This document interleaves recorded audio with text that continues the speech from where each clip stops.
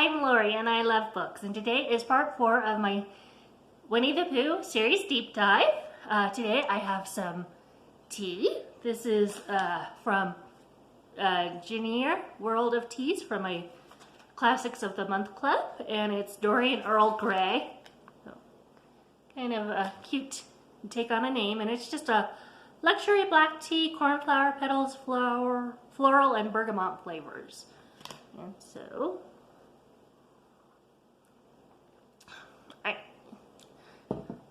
I taste the bergamot. I don't really taste any floral, but it is a good tea.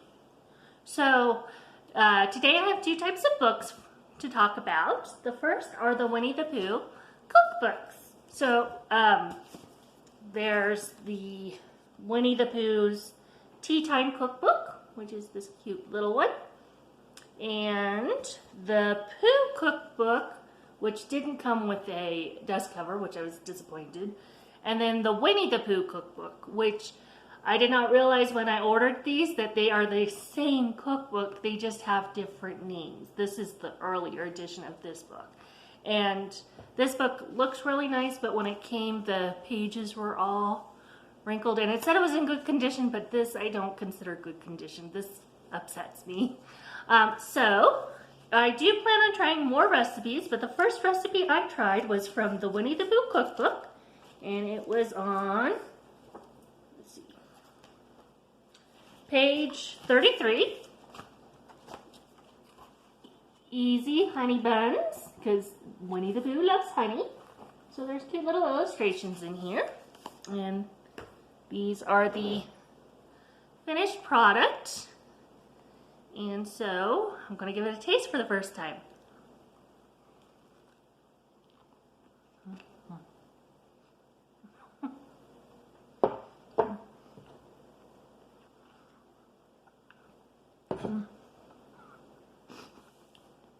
Okay, very sticky.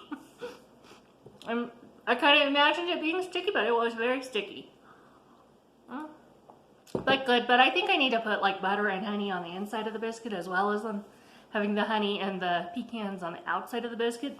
The recipe did say peanuts, but I didn't have peanuts, I had pecans. That's why I used pecans.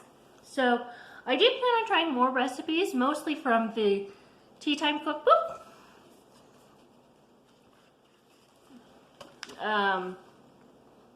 There's cute little illustrations throughout.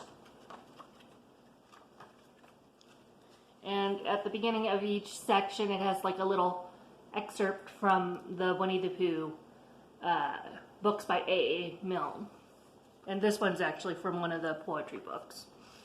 So there's probably quite a few recipes I might try. There's a lot of easy recipes that children can make. So good starter cookbook.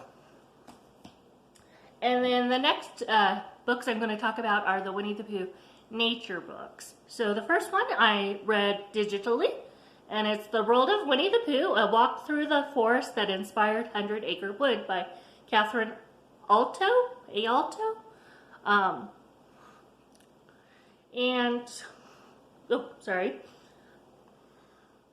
I gave this book 3 stars. I think I was being generous. Like, when I heard the title, I was imagining in my head, sorry, I keep moving it, somebody showing a photograph of Ashford Forest, which is what one of the locations that the books are based on, and I was expecting there to be an illustration by E.H. Shepard or a brief description from A.A. Milne's books, and then pairing that on the same exact page with a photograph of that actual location. And that's not what this book is. This book starts off as a little biography of A.A. Milne, and then a little biography of E.H. Shepard and how nature influenced them, and then it goes into the farmhouse, the Cochford farm, that A.A. Milne lived with Daphne, his wife, and their son, Christopher Robin. So it was a good documentary, but like it also was very disorganized. Like it shows the bridge that the Pooh sticks were inspired by, and then it talks about that, but in the later chapters it talks about a contest about Pooh sticks that England apparently has, and it's like, well, why wouldn't you put all that together? And then it was really hard to follow where these locations were in relation to each other. Also, the sandy pit that Rue lived in was not very sandy, and I'm like, well, did it grow foliage over time, or was it always like that? There just wasn't enough actual context. So I wanted to like this book, but I just didn't. And I think there's other books based on Winnie-the-Pooh that are much better than this, so I really don't recommend it, unless you just want to flip through and look at the pictures. And then the last 4 books are a series that were put out by Cole's, what is it called? Cole's Cares for Kids. So these are the books that are at the front of the department store Kohl's that are for sale, that raise money. And so these were bought used. And these are the Winnie-the-Pooh. The first one's Nature's True Colors, so that's what I've been calling this set. So there's 4 in total. So the first book, oh, there's a little sticky to it. Winnie-the-Pooh, Nature's True Colors, is about Winnie-the-Pooh exploring the colors of the 100-acre woods, and then he notices some colors that don't belong there, and he has to figure out the mystery with his friends. At the end of the book, there's a couple poems, and then it ends with an activity you and your child can do. I did really like the illustrations. These are by, I didn't see the author's name, K. Emily Hutta, and illustrated by Carson Van Austen, John Kurtz, and the Disney Storybook artists. So, very soft illustrations, more pastel, natural colors as opposed to the bright, vibrant colors of the animated classic film.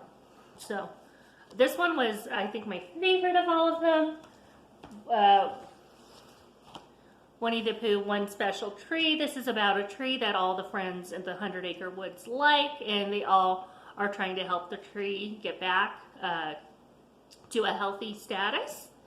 And so these books kind of have a conservation kind of feel to them. And then the next book is Rue's Big Nature Day. So Rue goes to the river with his friends, Tigger and Pooh and Piglet and Owl and Rabbit. I think all of them are in it. And then everyone but Kanga goes. And so they're exploring the river, they're finding rocks, they're trying to make waterfalls with rocks. And so just like how you can enjoy nature without causing any harm. And then the last book is Somebody's Treasure. And this is about repurposing items that would normally go to the trash. So it starts with like a broken honey pot that then gets turned into a flower pot. A empty box gets turned into a table. So there's lots of ways to like repurpose things, and so it kind of shows that, you know, you shouldn't be wasteful and you should use your imagination to come up with new things, and that one isn't useful for you anymore can be useful for somebody else. So I really did enjoy this series. I did love the illustrations. I loved the messages. I think I gave them all either 4 or 5 stars on Goodreads. So those are the Winnie-the-Pooh books for today. I hope you're enjoying this series. Let me know in the comments below if there's any other series you want me to go into, because I'm coming up with ideas for the next series. And like and subscribe if you're into that. And until next time, I hope you have a lovely time reading. Bye!